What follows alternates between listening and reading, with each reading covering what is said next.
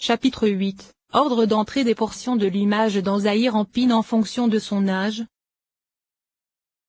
Nous allons maintenant revenir à l'explication de notre premier sujet, et grâce à cela tu comprendrais ce que nos maîtres de mémoire bénis ont dit, c'est-à-dire que les achats et les ventes de biens mobiles réalisés par de jeunes enfants sont valides à partir de 6 ans et 1 jour. À partir de 9 ans c'est l'adolescence, et à partir de 13 ans et 1 jour on est adulte. Car lorsque les cerveaux que sont les Nezza, Od et Yesod Bina pénétrèrent à l'intérieur de Zahir Ampine, ils descendirent d'abord vers les 6 séphirotes que celui-ci contenait, c'est-à-dire Seketer, Okma, Bina, Da'at, Ezed et Gebura, qui correspond à 6 années. Et avec le tiers supérieur de Tiferet qui est caché, cela donne 6 ans et 4 mois, le tout correspondant à l'aspect de ce qui est caché. Ensuite, lorsque les Assadim revinrent par le secret de la lumière réfléchie via ces mêmes séphirotes, cela correspondit à 6 autres années et 4 mois. Ainsi, on obtient un total de 12 ans et 8 mois. Le sens en est que ce parti descendirent d'abord dans les 6 séphirotes de Zahir Ampine vers l'avant afin de le faire grandir, c'est-à-dire que les Assadim descendirent depuis Keter puisque c'est de Keter que provient l'écoulement. Ainsi, ce sont 6 années et 4 mois qui se réfèrent au secret de la descente, et c'est le secret selon lequel Jacob ne fut pas béni avant l'âge de 63 ans car jusque-là les Assadim étaient un cachet. Mais à ce moment-là ils se révélèrent par le secret de la fissure qu'il créa. Ceci constitue H secret des lettres de Yaakov, Yika, car chacune des 6 années en contient 10, ce qui en donne 60, et ce sont les 6 séphirotes Keter, Okma, Bina, Da'at, Ezed et Gebura. De plus, le tiers caché de Tiferet correspond à 3 autres années puisque c'est le tiers de 10 années. Le tout donne donc 63 années. C'est le secret du nom Sag qui se réfère à Bina car Bina se propage jusqu'à le torse de Zahir Ampine. Et ce sont les 63 années comme nous l'avons indiqué. Ensuite, le Assadim s'élevèrent à nouveau par l'extérieur par le secret de la lumière environnante. Ceci afin que Zahir Ampine reçoive la lumière d'Abba et Ima face à face. Car au début,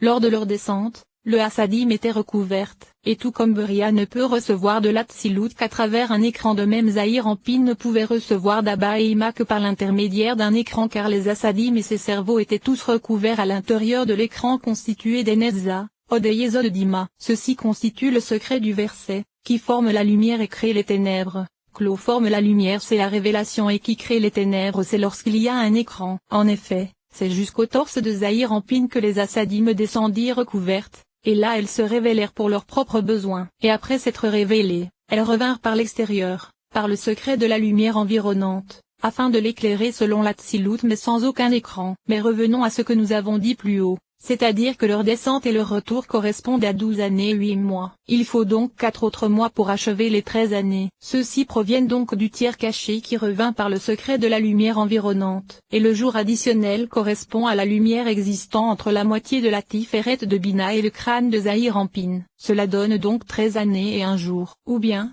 d'une autre façon, le temps de l'allaitement n'est-il pas de 2 ans? Or lors des 4 années suivantes 2 parties de la Netza d'Ima et 2 parties de la Hod pénètrent dans la tête de Zahir Ampine, ce qui donne à 6 années en correspondance avec le secret de la petite enfance jusqu'à l'âge de 6 ans. Et le jour additionnel correspond au début de la pénétration de la partie inférieure de la Yesod d'Ima dans la Da'at de Zahir Ampine. C'est pourquoi puisqu'une petite partie de Da'at y pénètre, seuls les achats de biens mobiles sont valides car ils correspondent aux 6 extrémités qui passent de la miséricorde au jugement et du jugement à la miséricorde en fonction de nos actions. De 6 à 9 ans ce sont 3 autres années au cours desquelles les 2 parties supérieures appelées cuisses des Nezayot de Bina pénètrent, ainsi que la partie supérieure de la Yesod de Bina car sa taille n'est que de 2 parties. Ainsi, puisqu'un tiers avait déjà pénétré le jour additionnel des 6 années, il était appelé bébé. Mais maintenant que la seconde partie de Yesod est entrée à 9 ans et 1 jour, il devient adolescent car sa date a déjà pénétré. Cependant, cette adolescence ne permet pas la gestation de Noukba jusqu'à l'âge de 13 ans et 1 jour,